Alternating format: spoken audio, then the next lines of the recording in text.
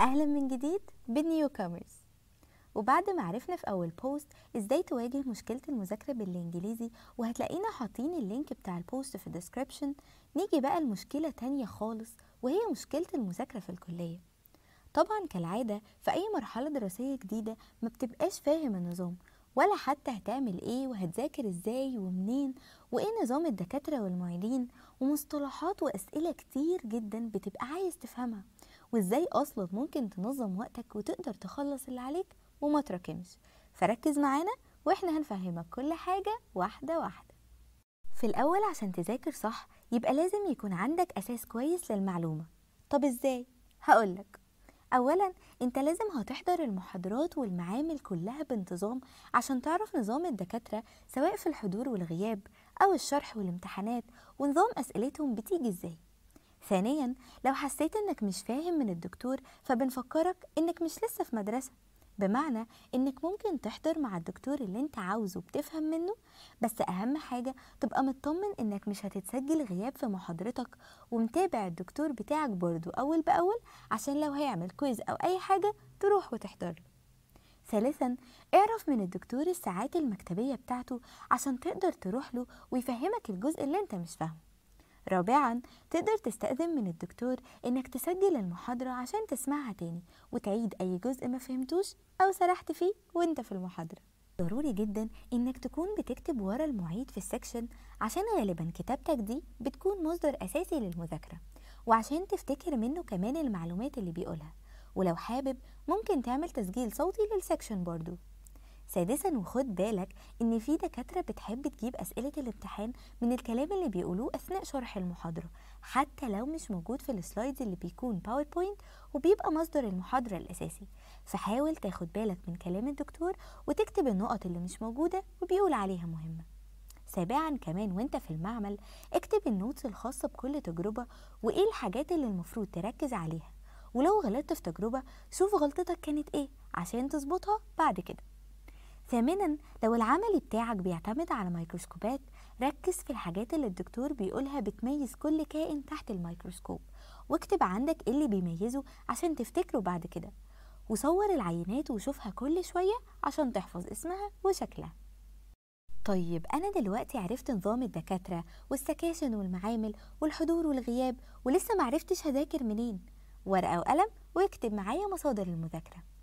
أول حاجة السلايدز أو الباوربوينت، وده اللي الدكاترة بتكون عاملاه وفيه النقط اللي علينا والمحتوى اللي تقدر تذاكر منه بشكل منظم أكتر من الكتاب.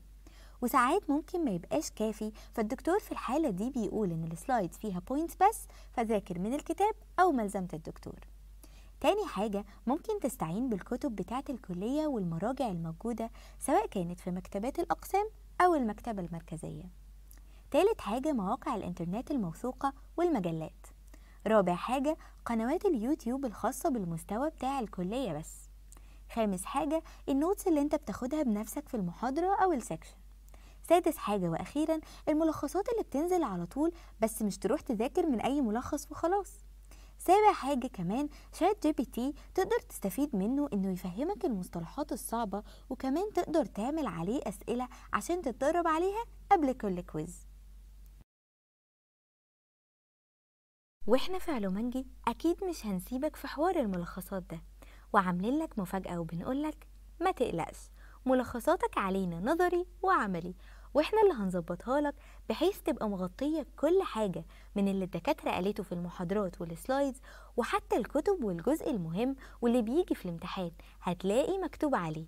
كمان بيبقى فيه أسئلة ومراجعات على الأجزاء اللي اتشرحت كل فترة، غير ان العملي بيبقى فيه تجارب بأسماء الأجهزة اللي استخدمتها خلال التجربة، وكمان التفاصيل اللي الدكتور قالها في التجربة عشان تفتكرها تاني وانت بتذاكر لفاينل العملي.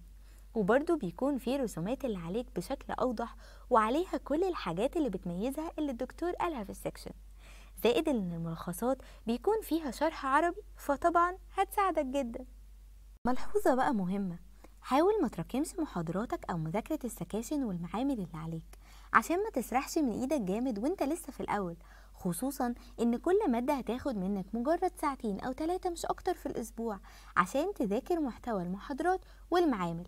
ما عدا الفيزياء والرياضة ممكن يزيدوا شوية عن كده، وممكن وقت مذاكرتك يبقى أزيد شوية بوجه عام في بداية الدراسة بس، لحد ما تتعود على اللغة، وبعد كده كل حاجة هتتظبط وهتخلص في وقت أقل كمان. بس بعد كل الكلام الحلو ده نحب نقولك حاجة هتحس بيها في البداية. طبيعي جدا هتحس انك متضايق شوية ومش قادر انك تذاكر بسبب ان الجو والطريقة بتاعت المذاكرة ممكن تكون مختلفة عن قبل كده. بس اتأكد انك لو حاولت على قد ما تقدر تجمع كم معلومات ومصطلحات وتطبق حتى لو جزء بسيط، وانك تراجع اول باول عشان المصطلحات لأي مادة ممكن تبقى غريبة عليك في الاول. وبرضه خليك حريص على مصلحتك وعلى مصلحة صحابك، وساعدهم وما تاخدش المعلومة لنفسك وبس. بالعكس، انت لما تشارك المعلومة اللي عندك مع صحابك هتثبت في دماغك بشكل أسرع. وخليك دايما واثق في قدراتك وما تيأسش.